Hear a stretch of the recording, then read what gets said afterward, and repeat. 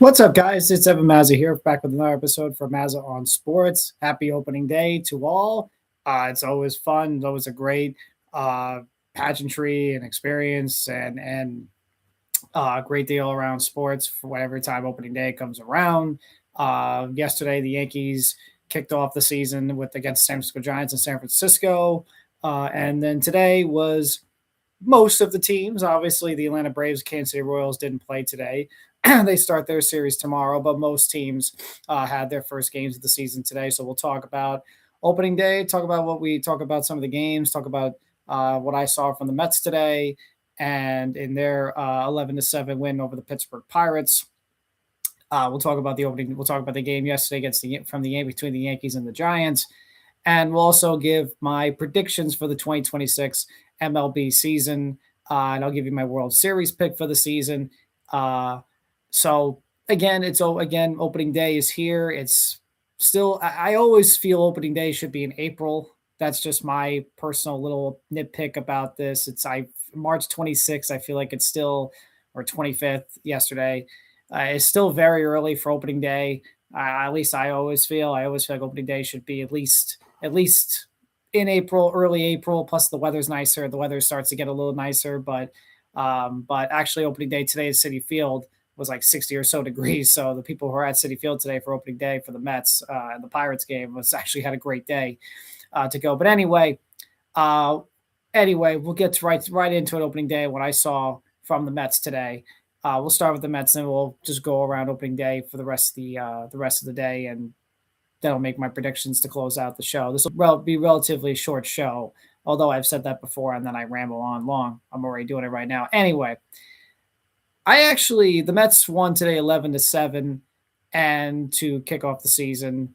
And the first impression I think that you got from today was again, it's only one game. It's game one of 162. There's 161 and more of these to go.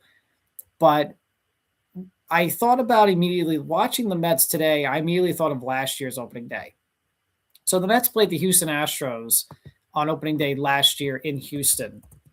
And what happened that day, again, it was only opening day. The Mets lost that game 3-1. But what happened that day was a kind of a precursor of what we saw really the entire season, aside from the first 3 or 4 guys in the lineup, is that the Mets could not score runners in scoring position. The Mets lost that game 3-1. I got the box score right now. I want to see what the Mets were runners in scoring position that day. The Mets were 0 for 6 with runners in scoring position that day. And they lost the game 3-1. I think the only run of the day was a home run it was an RBI by Francisco Lindor. But they were 0 for 6 with runners in scoring position that day. They left 10 guys on base. And I remember coming out of that loss saying, all right, whatever, it's just opening day, they're not gonna have this much trouble running score position every day. They're gonna be pretty good. Because last year we all thought this would be a really good baseball team. And what it ended up being was a sign and a precursor of what became a team that was, aside from Lindor, Soto, and Alonso, one of the worst teams in baseball. Really, if you look at the numbers, they were one of the worst teams in baseball last year with guys in scoring position. And that's because Lindor, Soto, and Alonso were doing a lot of the heavy lifting. And guys like Nimmo was having an up and down season. Alvarez was a struggle, and he was injured. Brett Beatty started off slow before really picking it up and having a really good season overall, but still, Mark Vientos really took a step back. They had nothing from their center field position. They got virtually nothing from their second base position. So they had a lot of holes. Alvarez, like I said, got hurt a couple of times, and Torrens had to start for a lot of the season. So they really had a lot of parts where where you can see why they were struggling running scoring position. And just their approach at the plate wasn't very good. They were too inconsistent at the plate, and they were too top heavy. They were too reliant on Soto, on Lindor, on Alonso to bring in those runners in and bail them out and win some games. And, they weren't balanced on offense. They weren't balanced in the lineup. And you saw that opening day last year. And that showed really throughout the course of the season. They never got better with guys in scoring position. Now you compare it to today. You compare it to today against with them between the Mets and the Pirates. Now, granted, the Mets did get some help today, thanks in large part to some shoddy Pittsburgh Pirates defense. The Mets were but compared to last year in opening day where they were 0 for 6 with runners in scoring position, and they left 10 guys on base. Today, they were 5 for 15 runs in scoring position. They left 10 guys on base, but 5 15 runs in scoring position. They scored 11 runs. They knocked Paul Skeens out of the game compared to last year in opening day when they got beat pretty bad by Framber Valdez. But today, against Paul Skeens, the reigning Cy Young Award winner, who is arguably the best pitcher on the planet, and they knocked him out of the game. Again, some assistance with O'Neal Cruz's error, but they knocked him out of the game still in the first inning.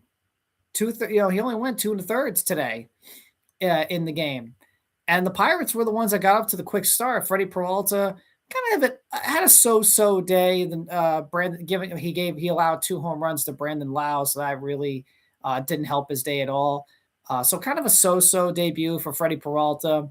He did have a stretch where he retired 8 in a row, but again, gave up those 2 home runs to Lowe, gave up another hit and an RBI, but he did get a huge out in the 5th inning against Brian Reynolds. It was still a close game. Mets were up by 2. Brian Reynolds comes up as the tying run. This is definitely his last batter. Freddie Peralta, they were warming up Tobias Myers in the bullpen, and Peralta was able to strike out Brian Reynolds, a really good hitter. And that's what top of the line, and this is something the Mets missed last year. This is what the Mets missed last year, a starting pitcher in a big spot in the game to get the big out. And that's what happens when you get a top of the line. So even in a so-so outing for Freddie Peralta, he still shows you why the Mets got him and what makes him a top of the line ace caliber starter. He gets a big strikeout, a big spot of a game in the 5th inning. So against Brian Reynolds. So even in a so-so outing, and that's what top aces, that's what top pitchers give you, even in outings where they don't really necessarily 100% have it. I won't say Peralta was bad. Again, the two home runs are really the only things from keeping him from really having a really good outing. But even an outing where he gives up 2 home runs to Brandon Lowe, he's still able to get you a big strikeout and a big out in the game to at least keep the game 6-4 Mets. He gets to keep the Mets up 6-4 and keep them in, and would keep them with the lead. But the big story here is the way the Mets lineup was. Peralta gives up the 2 runs in the top of the first to put the Pirates up 2-0. That was the Brandon Lowe's first home run. And then the bottom of the first, Francisco Lindor walks. The first of many walks by the Mets today. The New York Mets today drew 11 walks. They drew 11 walks today.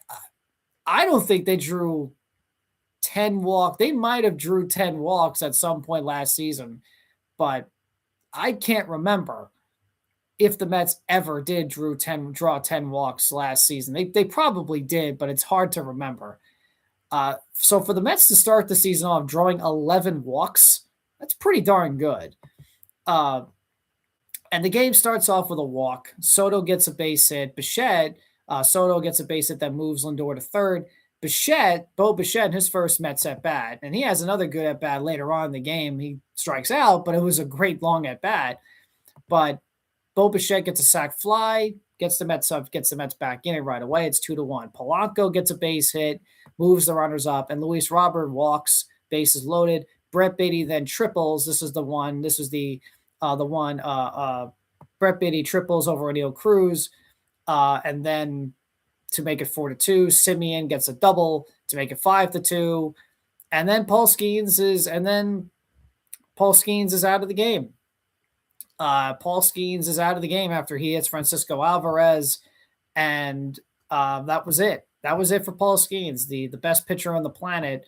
Only goes 2 1/3 innings with 4 hits, 5 earned runs, 2 walks, and a strikeout. Obviously, again with an error, a key mistake and a key error by O'Neal Cruz didn't help him. But even still, not the most effective outing for Paul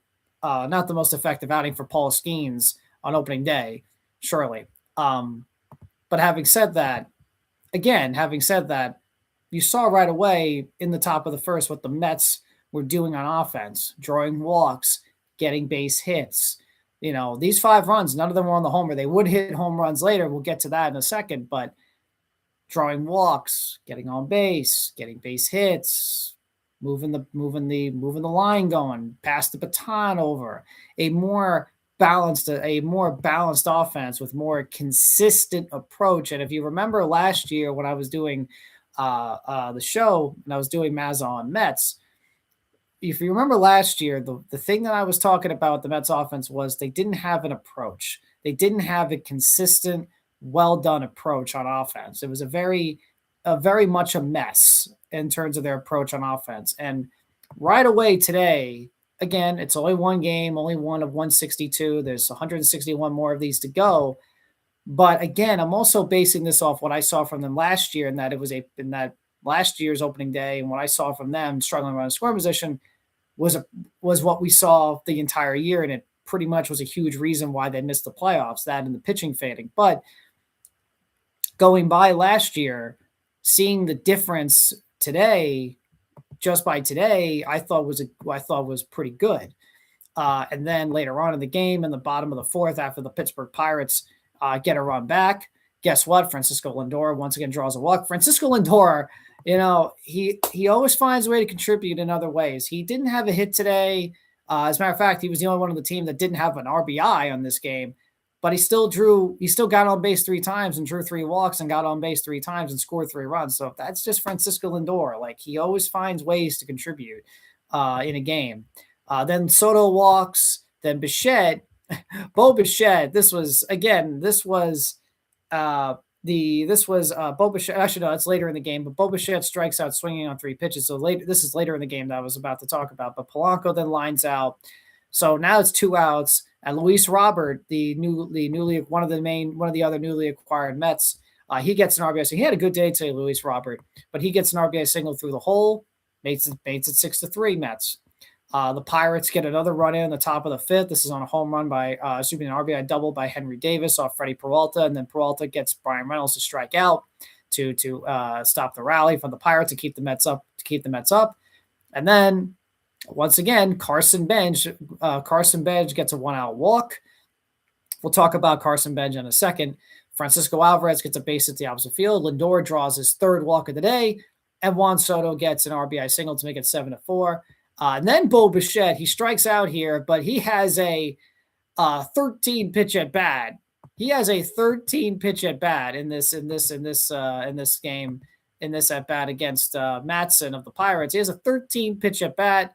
And then Polanco draws a walk the next at bat, and then Luis Robert gets kind of a cheap infield single. Well, Polanco's walk scores a run.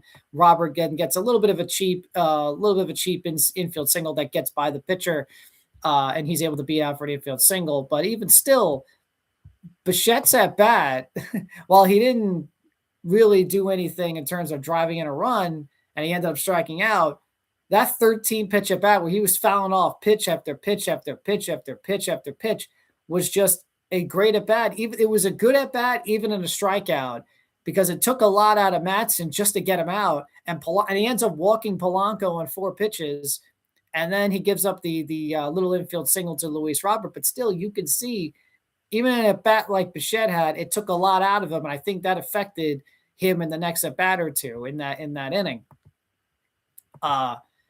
And then the Mets are up 9-4, and then Ryan O'Hearn gets the home run off Tobias Myers, who aside from the home run, Tobias Myers pitched really well. He went 3 innings, only gave up the 1 run, and he struck out 1, but he had a pretty solid day. And then the bottom of the 6th, Benj and Alvarez go back to back. Benj gets his first hit as a Met or as a big leaguer in the home run. The Mets tack on another run, and they win. With the Alvarez homer, and they win 11-7. Pirates get 2 in the top of the 9th off Luis Garcia, but the Mets are able to hang on to win.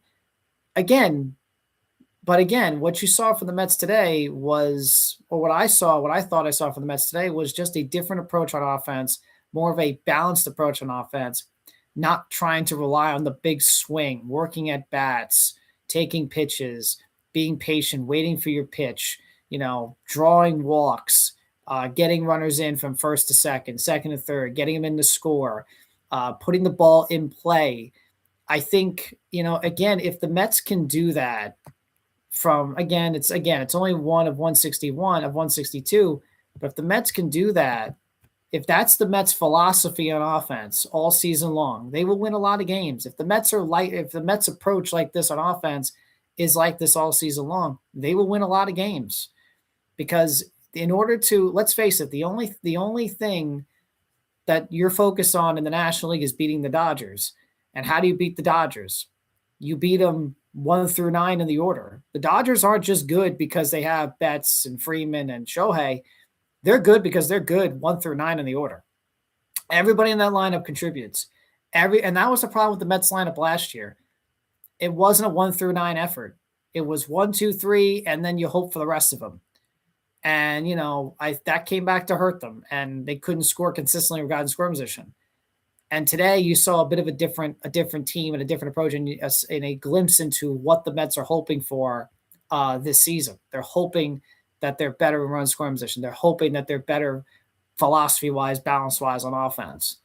They're hoping that they're better than they were last year. That's why they went out. That's why I think they made those changes that David Stearns made, because they had to make those changes because this is the same thing they were trying for the last several years, even before Stearns got there, and it wasn't working. So they're trying something different. They're now, I said going into the season, this is now David Stearns' team, and this is what you saw today was more of a David Stearns team and a David Stearns vision of what the offense will look like.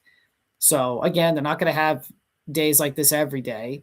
Obviously, they'll go through their struggles. They'll go through the trials and tribulations and the ins and outs of a 162 game marathon. This is only one game, but if the Mets if the Mets are like this through the season, if the Mets just play like that in terms of offense, consistent wise all season long, they will win a lot of games. And this will be an offense that you can be happy with.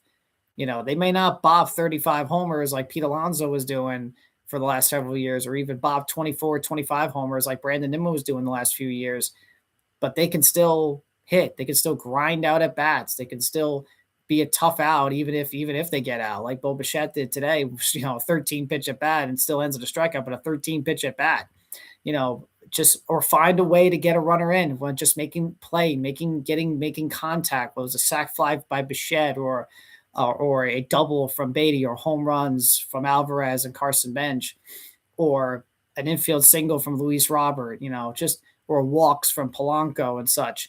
That's baseball. That is baseball. It's small ball baseball. It's just taking one pitch at a time and finding your pitch and just getting on base and moving the being balanced and keep the baton going. That's how it is. That's how you win in baseball. That's a lineup. That's a 1 through 9 lineup. So that's how you win. So it's not about bopping homers every 5 minutes. It's just playing consistent baseball, making contact. So doing the little things, which is something that the Mets did not do well last year at all on offense. They didn't really do the little things well. If it wasn't for the top of the order, if the top of the order wasn't doing anything, Soto, Alonso, Lindor, it was a hard watch sometimes after those three. So this is what they have to be. And I think that's what the hope is. So again, it's only one game. One of 162. I'm repeating that over and over again because it's a marathon, not a sprint, and it's 7 months, 7 months. But what you did see today from the Mets on offense is exactly what they've been trying to make, and what they've built, or what they're trying to build for the 2026 season. And like I said, if that's what their offense can look, that's what their offense can look like, and that's the hope. So quickly on Carson Bench, he's, for everyone, he's the MVP, I guess, for today's game. And I think he even got the game ball. I think what impressed my quick reaction about Carson Bench in his debut today, and I'm happy obviously, Mike Tauchman getting hurt stunk. Although I do think Bench was going to get the starting job regardless of the injury or not. But it does suck to lose Mike Tauchman for the next 6 weeks. I thought he would have been such a really good depth piece in that lineup and in the outfield. So hopefully hopefully he can come back as soon as possible, because he's a good depth piece in that lineup, in that bench, and can sub in for Benj or whoever who needs an off day. And again, he's just a good veteran player to have. And the Mets actually signed Tommy Pham, which was a very interesting signing. It was a minor league deal, so it's rather interesting that they were able to work that out with him. So Tommy Pham is at least in the minor leagues, but he's back in the Mets for a bit, at least forever. Whatever it is, could be the rest of this year. I mean, the guy hits. Tommy Pham does hit. We know about Tommy Pham; he can hit. But anyway, Carson Bench. I think what my biggest takeaway with him today, the first two at bats didn't bother him. Like, he just kept playing. He keeps playing. He kept playing. I think you saw that in spring training in his philosophy. He just keeps battling. Today, I'm sure he was nervous like crazy. I mean, who wouldn't be? It's opening day. You got the starting nod. It's your first big league game. Your first big league game, you're a starter. It's opening day, and you're in your home ballpark. And there's a lot of pressure on you, and there's been a lot of hype about you. You just came out of the draft in 2024. There's a lot of eyes on you.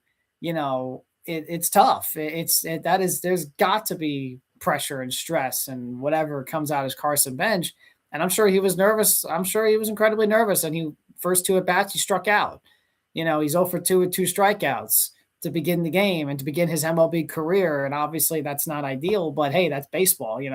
That's baseball. You're going to be hit with it, especially when you're facing, Major League Baseball pitchers, especially when you're facing big league pitchers. You're not facing spring training guys anymore. You're not facing minor league players anymore. You're facing big league pitchers. It's a different game. But he could have easily allowed those 2 strikeouts to kind of get into him. Like, oh man, this is just not my day. God, I can't do anything. Oh man, this stinks. I got nothing today. My debut, and this is what they're seeing. What am I doing? He could have easily allowed that to get to him. And, look, so, it's your first game. He could have easily allowed that to get to him, but he didn't. What impressed me the most with Benj was he came right back. 0 for 2, 2 strikeouts, didn't bother him. He came right back the next at bat, got a walk. Then he came right back the next at bat, first hit, and it was a home run. First home run of the season for the Mets was by him. And he hits it over right center field, and you see that. I thought what was really cool was he's jumping up, he's screaming, he's happy, almost like it was like a sense of relief that he got his first hit and it was a home run. And it was just pure joy and excitement that he was ready to, bring out, that was bottled in him all day, probably because he was so nervous. And the first 2 strikeouts and the, first 2 at bats or strikeouts, and he was just ready to let all that out, let the stress out, and just be happy, enjoy, put a smile on your face. And it came with that home run. And that was really cool to see. And then he draws another walk in his next at bat, his last at bat, and he steals second base. So he ends up in a game where he struck out twice in his first 2 at bats. He ends the game with a home run, 2 walks, and a stolen base. Overall, like a nice solid day for the kid in his debut, especially after it didn't get off to a promising start. Watching that was my biggest takeaway from that he battled. He battled and he kept playing. Didn't matter. He didn't let the strikeouts get to him. He just moved on to the next at bat. And I think that's such a key thing to have, especially when you're a big league player and you're just getting in. Look, he's going to go through his struggles. He's going to go through ups and downs. He's going to go through tough spots, tough sleds. He might have a 1 for 15, a 3 for 25 or whatever, 3 for whatever, 4, 5 for his last 20 or something. I don't know. 4 for his last 25, something like that. Because he's a rookie and it's 162 games. It's what happens. It's baseball. But watching today, him bouncing back and getting 2 strike and having a pretty good day after getting off to a struggling start, that to me showed a lot from him. Kid's tough. I think the one thing we can definitely see about Benj, definitely watching at least so far is kid's tough and he's got some spunk. And the Mets need a little spunk. They need a little spunk, but he's tough and he battles. That was what I was most impressed about Bench today. Not the home run was great and everything, but it was part of the fact that he was able to bounce back from 2 strikeouts to begin his day, to begin his career, and was able to keep playing and keep battling and ended up having a pretty solid day with a home run, 2 walks, and a stolen base. So I'm impressed. So I thought that was good for him, and good to see, because again, he's going to go through his ups and downs, you know. But I thought that was good to see, and I thought that was a nice thing to see. And you just hope he continues and keeps it up for the rest for the season, for at least the most of the season, obviously, because again, he's a rookie. But that was cool. But that was good to see from him, and I thought he battled. It showed that he's tough, and he can keep moving forward even on a bad at bat or 2 or 3 or something like that. So that was my takeaway from Carson Bench's day today. Like I said, I thought Freddie Peralta was so, but I like that he got that big strikeout against Brian Reynolds in the 5th inning when he needed it in his last pitch. And again, that's what these high average pitchers and high ace guys with high caliber ace stuff do. That's what they do. Even in a day where it's so, they're able to get a big out when they need it. So for the rest of opening day around baseball, obviously yesterday, we'll start with yesterday's game between the Yankees and the Giants. The Yankees just piled on Logan Webb. Max Fried was great for 6 shutout innings. But the Yankees piled on Logan Webb for 5 runs in the 2nd inning and didn't look back. They win the game 7-0. Max Fried, like I said, goes 6 1/3, 2 hits, 4 strikeouts in the win for the Yankees. Trent Grisham, who the Yankees brought back, who had that great season last year. Was it a 1-year thing? Is he go back to being an inconsistent hitter? Well, he starts off with a 2 RBI day as the Yankees win. Stanton gets 2 hits and an RBI.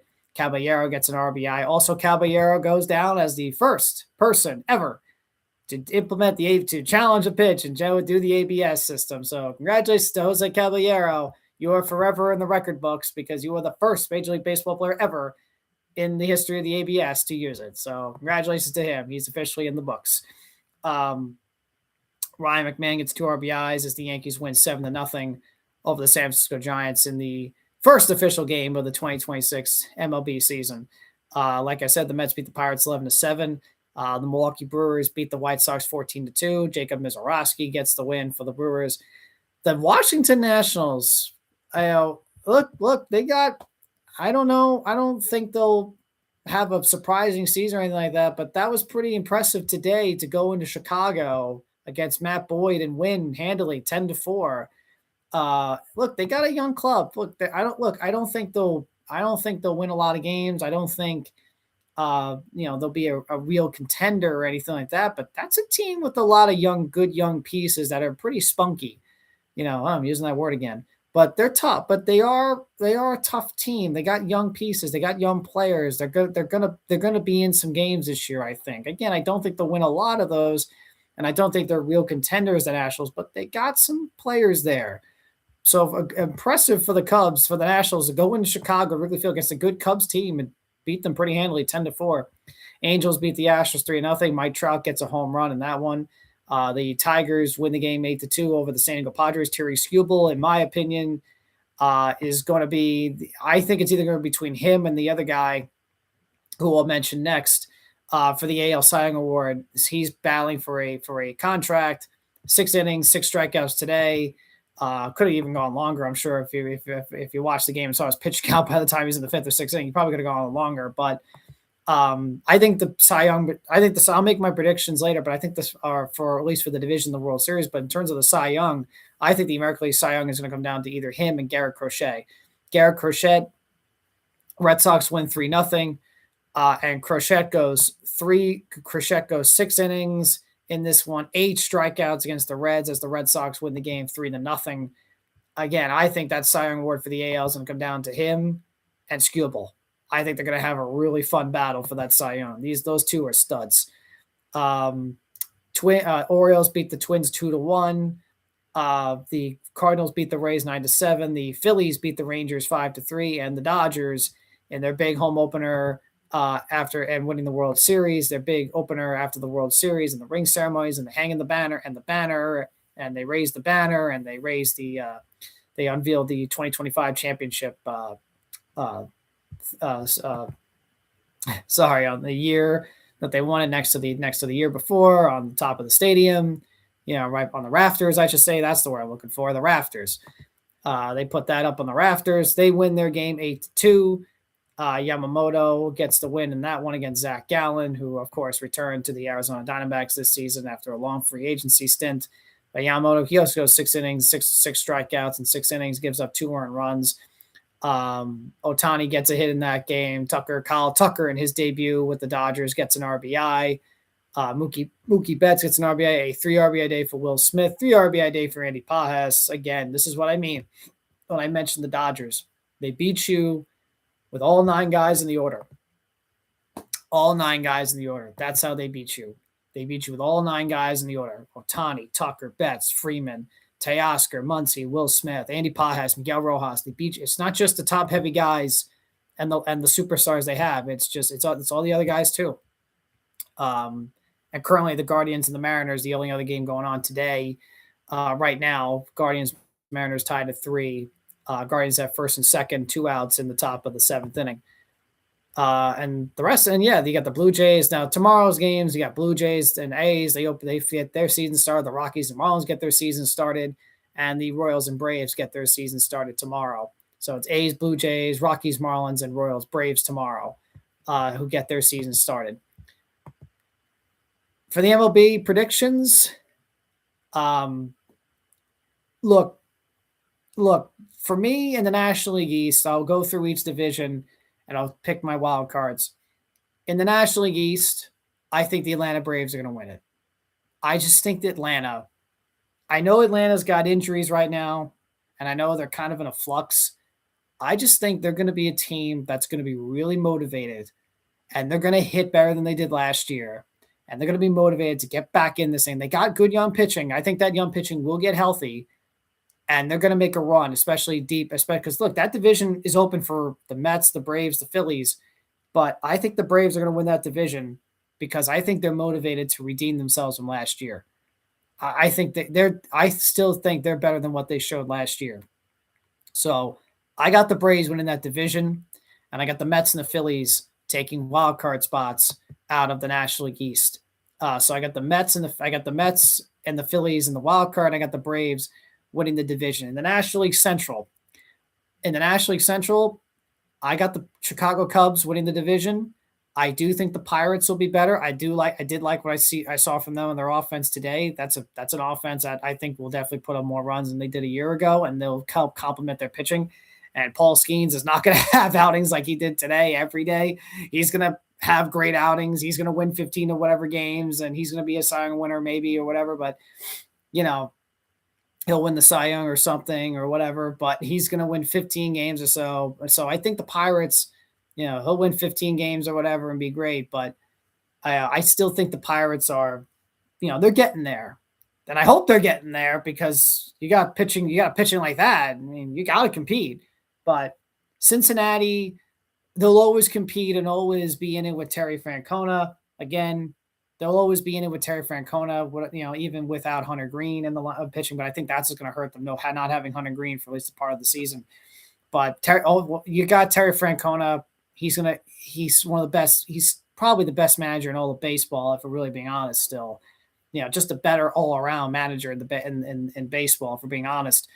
He probably still is, but he'll always keep them in contention. Milwaukee, obviously, will still be in contention. No matter every time the Brewers lose players or such, they always bounce back. I'm going to pick the Brewers to get a wild card, and I'll pick the Cubs to win the division. So I got the I got the Braves, the Phillies, and I got the Braves, the Mets, and the Phillies making the playoffs out of the East. And I got the Cubs and the Brewers making the playoffs out of the Central.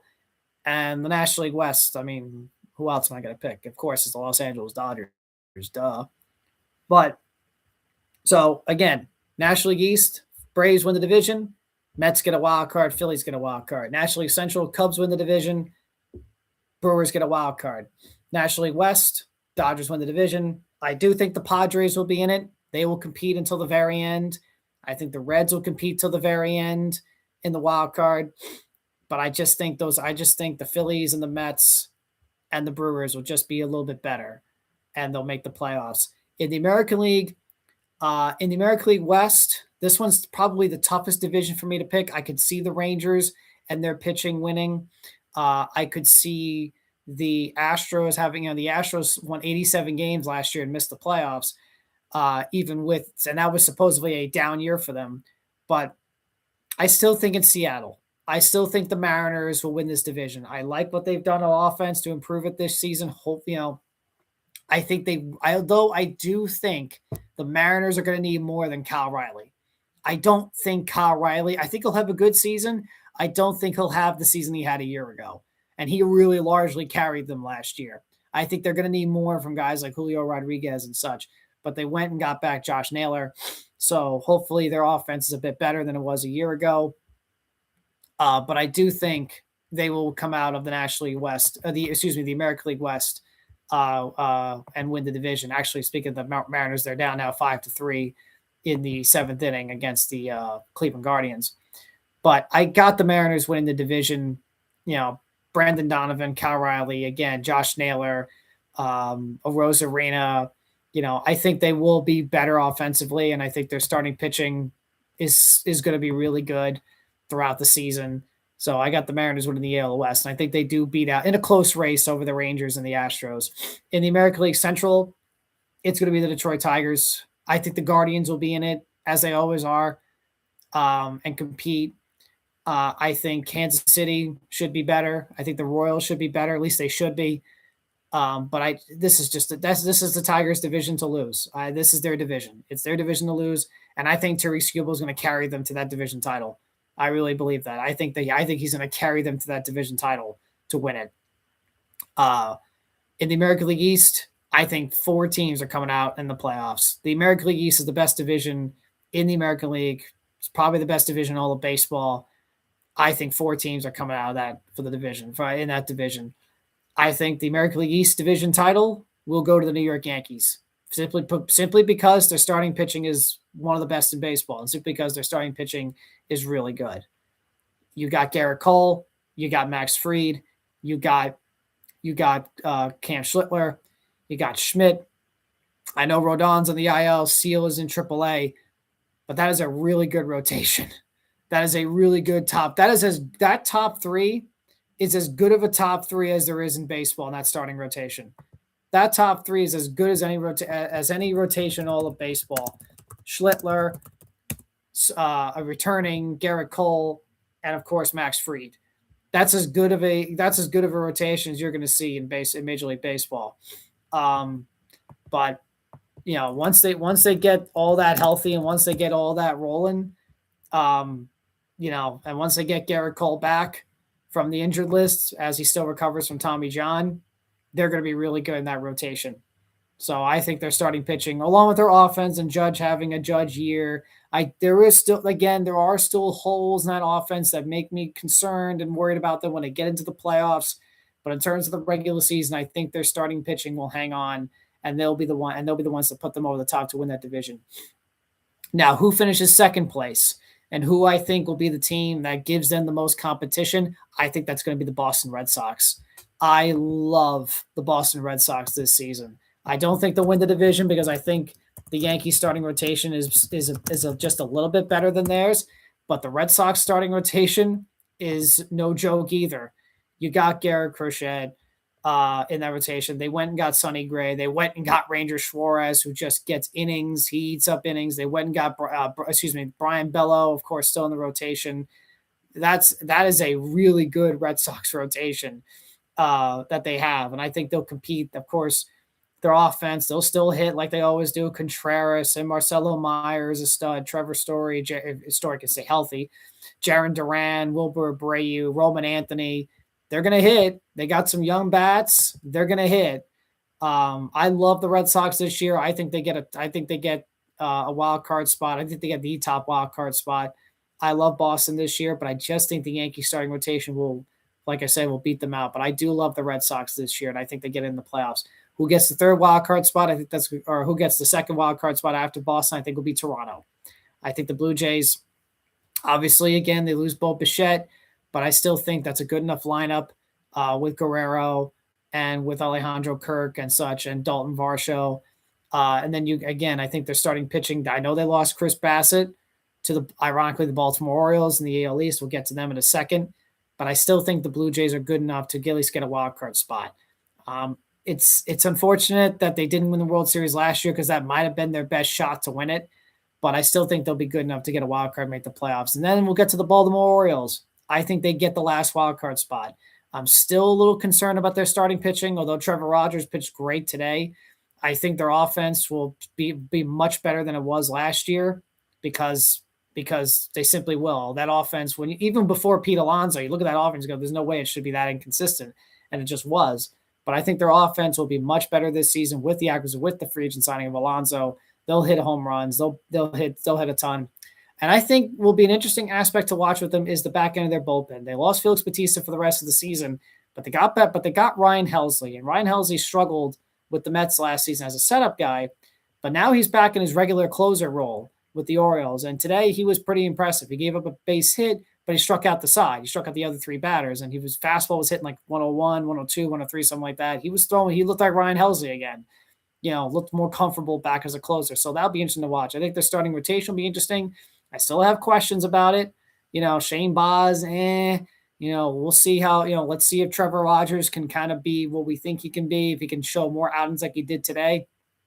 And Bassett, I think Bassett's the one I have the most trust in. Veteran, gives you innings, solid, reliable. I look at him more as the guy in the rotation if I need a win.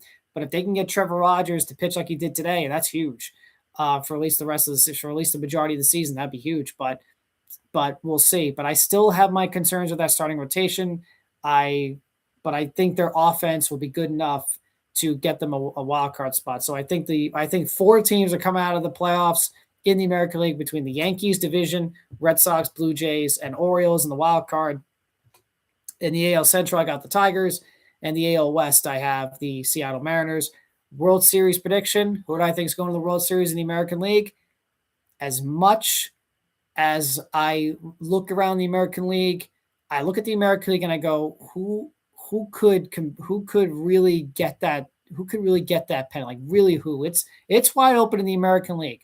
The Yankees could certainly win it. I could see like I said, I love the Red Sox this year. I could see the Red Sox getting it. Maybe Toronto shocks the world again and wins it again. Maybe the Tigers use their pitching and youth to win. Maybe the Mariners use their all-around offense this time and pitching to get it. It's a wide-open American League, and I think it'll be the Seattle Mariners. I think the Mariners will go to the World Series this year to represent the American League, and of course, they're going to face the Los Angeles Dodgers. Come on, guys. Look, as much as I look at the National League and I go, well, who else could come in except for the Dodgers? You can't because it's going to be the Dodgers. It's going to be the Dodgers, ladies and gentlemen. It's going to be the Los Angeles Dodgers. I'm a Mets fan. It's going to be the Dodgers. Okay? As much as maybe I'm sure others could look at the Phillies or the Mets or the Braves or the Cubs or the Brewers or the Padres, etc. We all know it's going to be the Dodgers. We could debate whether that's a problem or not, but it's going to be the Dodgers. It's going to be the Dodgers who win the National League again. And I picked the Dodgers to win the World Series again and win their 3rd in a row. And I think they beat the Mariners in the World Series. I say they beat them in 6. I'll say they Dodgers over Mariners in 6 in the World Series. My MVPs, if I'll still throw it in there, my MVPs, Shohei Ohtani's going to win the National League MVP. He just is. He always will. As long as he's in the National League and healthy, he's going to win the MVP, and he'll be everybody's pick to win the National League most valuable player. The American League, again, I don't think Kyle Riley will have the season he had this year, so I have to pick Aaron Judge again to win the American League MVP. Could somebody else win it? Sure. Sure. You could say the American League is maybe just a little bit more open for someone else to win, but as long as Aaron Judge is hitting 50 plus home runs or 47 or whatever plus home runs or 50 whatever home runs, he'll win the MVP running away. But But I could see someone in the American League maybe making a run. I could see somebody in the American League maybe making a run, maybe surprising, maybe getting votes for the American League MVP odds. But again, I will pick Aaron Judge for that award to win it again. The biggest one that really could take that award from him is Bobby Witt. Bobby Witt is probably the one person that really could theoretically take that AL MVP. And who knows? This could be the year Bobby Witt really has an incredible season where you just go, yeah, he's the MVP. But we'll see. But I'll pick Judge to win the AL MVP again. And the AL, and in terms of Cy Youngs, I'll still say Skeens wins the National League Cy Young. And I'm going to go Garrett Crochet, and I'm going to go Terry Skubal again to win the outside. But I do think that one's going to be close with him and Crochet. I do think it's going to be really close between him and Crochet. So that's going to be a lot of fun to watch. But those are my baseball predictions for the 2026 season. Like I said, I got the Dodgers beating the Mariners in the World Series. Until someone beats the Dodgers, I have to pick the Dodgers to win. Until someone beats them, I'm picking them. So, but that's going to be about do it today for this edition of MazzaOnSports. Thank you guys so much for joining and listening. I really appreciate it. Give this video a like, share, and subscribe. I will be back next Wednesday to talk about all things sports and talk all things what's going on around world of sports. I guess my quick professional wrestling opinions for the week. Obviously, I just finished watching Impact Wrestling tonight. Thought Impact was okay tonight. A lot of very weird booking of the system. Dynamite, second week in a row, kind of an show. Although I'm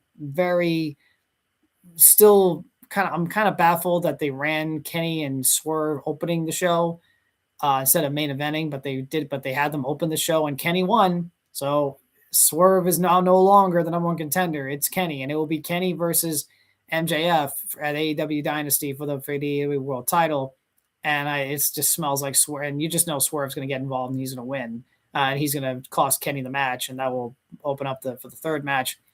I thought Punk and Reigns on Monday night had another very good segment. I thought that was, again, another interesting segment. I will say the segment with Punk and Reigns on Monday and the end of it was actually the first time where I really start to think, okay, maybe Punk could really win this. Because I've been going into this match, Punk and Reigns, thinking Reigns is going to win. Just by the way they're going about it, it just felt like Reigns was going to win. But then watching Raw on Monday, that was the first time where I really thought, okay, Punk could win this. Punk could really win this match.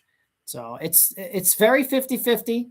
I still think the Punk Reigns match to me is very 50-50 in who I think could win. I'll make a pick the Friday before WrestleMania. I'll make a pick. But Monday night was really the first. It's funny, it's funny because like Reigns kicked his ass and everything. So it's like, so it's like, how would you pick Punk if that's how they booked it? But watching that segment and watching Punk laugh, how they booked that segment and how they booked Punk after he got thrown into the table, he was laughing and everything like that, so I think, kind of thinking like, hey, he's the one that needs the help. I don't need help. They're really putting those seeds in there that, of Reigns and the Usos and Punk being that I guess you could say the agitator, to get them against each other, because he knows watching the Bloodline, and everything that they work together. And they're the ones that if you watch the Bloodline story for those 5 years when Reigns is running wild and his reign of terror, that's what it was, a reign of terror, let's be honest. But it was always the finishes of Reigns and the Usos helping out Reigns or Solo Sikoa helping him out. That's how those matches always went. So it's like, if you need you need a character like a Punk to really bring that out. And I think they're doing that with Punk. And I thought so, but Monday was really the first time where I really thought, okay, I could see Punk winning at WrestleMania now. I could really see it. So how they booked Monday night segment. Still waiting on what the heck Gunther is going to do. This is the same man who retired AJ Styles, Goldberg, and John Cena, and yet right now he's got nothing planned for WrestleMania. Nothing. So I'm hoping they give him something to do at WrestleMania after retiring 3 of the biggest names in the history of the business. Or, so we'll see. We're obviously AJ Lee and Becky obviously got officially announced for WrestleMania. I think Becky's going to win that match and get her wins back. I mean, AJ's beat her 3 times, and Becky's got to win at some point, right? What else? Oh, Bayley and Lyra, I think officially stamped they did Bayley and Lyra where they officially kind of stamped their presence in the tag team for the tag team division titles for the tag team titles. So I think it's clearly gonna be a 4-way with Bayley, Lyra, Lash and Nia, and the Bellas and Charlotte and Alexa. At least that's my opinion. I think Bayley and Lyra are going to win that one, but they really I think they really booked it to really start that up for Bayley and Lyra. So I thought Raw was okay. So, but we'll talk more about SmackDown next week, next Wednesday. SmackDown's tomorrow night, and talk more about Raw on Monday, next Wednesday. So on the show, as the road to WrestleMania is still going on, as they head to WrestleMania. So, and I'll make my predictions for WrestleMania right on Friday, right before the night one. So anyway, I hope you guys have a great day. Have a great weekend. I'll see you guys next Wednesday, and take care.